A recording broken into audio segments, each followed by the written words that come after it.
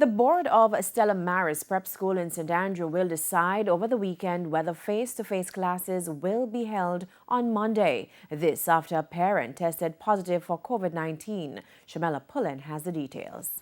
On Thursday, parents at Stella Maris Preparatory School in St. Andrew were informed by the school's administration that 2 students at the school came in contact with someone who was tested positive for COVID-19.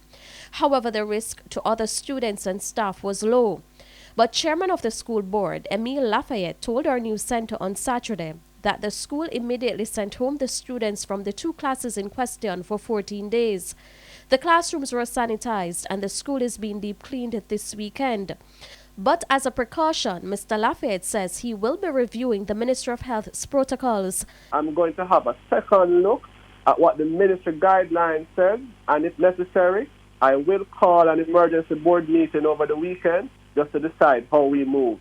Because if we must close down the school, I will. In the meantime, President of the Jamaica Independent Schools Association, Dr. Faithlyn Wilson, says she's not aware of any case of COVID-19 among students or staff at private schools across the country where face-to-face and online learning are being done. So far, thankfully, I have not heard of any case of anyone in our schools being diagnosed positively with the COVID-19 virus. We understand, however, that we are in the middle of a pandemic and that is always a clear and present danger. And so we do have protocols in place to deal with that.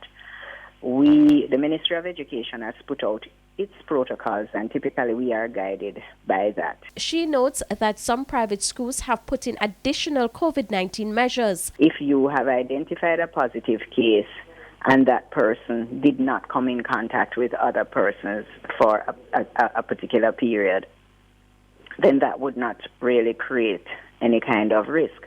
Or if that person had only come in contact with persons who you can clearly know this is the section of school where that situation would have occurred, then you can isolate that section. So I don't think there's a one-size-fits-all. Shamela Pullen, TVJ News.